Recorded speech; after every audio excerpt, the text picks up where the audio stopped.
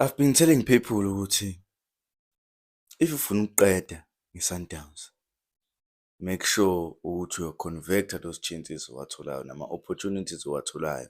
Make sure ukuthi awucucuzi, asebenzise, yabo. Because bona uma befika in your final 30, bazokwenza sure ukuthi bakunqume. Bazokwenza sure ukuthi bakunqume. So I give credit to Jose Rivero for i-masterpiece nane-master plan yakhe abekade afike ngayo kwi-Mamelodi Sundowns.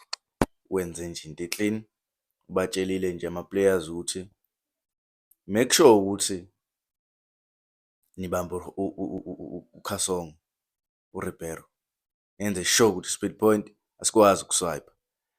So uma uthatha ukubheka le special role abekade beyinika uMbukazi, iyona le special role ababemnikele ukuthi hamba odila noRivero.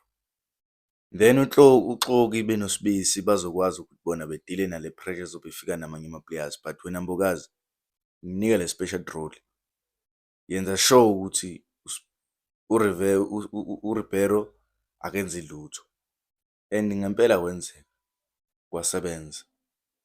So mina bengingasho ukuthi o-coach abaningi abahlale phansi beyicubungule iplani kaRivero, izobasebenzela abantu abaningi. If nje ama-players akhe disciplined and focus njengabe Pirates ngalo lolu suku, ngiyakutshela maningi ama-team asazonquma i-Sundowns ngaleya ndlela leya plan kaRivero yokuthi kumele ube nanoma special players. uMfukeng bengenza into ey'ningi, bengadlali leli bhola esimjwayele edlala ngalo, naye ubethunyiwe ukuthi azokwenza le nto leya kumele ayenze, aqede ngegame.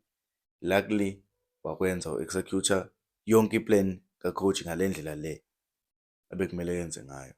So nje I give credit to Mamelodi Sundowns naye i-Orlando Pirates for ukusibukisa igame emnandi. Luckily Pirates-ke became the winner, hhayi-ke yashweba iMamelodi Sundowns. So igap iyavaleka, 15 point lead Mamelodi Sundowns with four games in hand i-Orlando Pirates. So bafethu sibuka igame enhle kakhulu.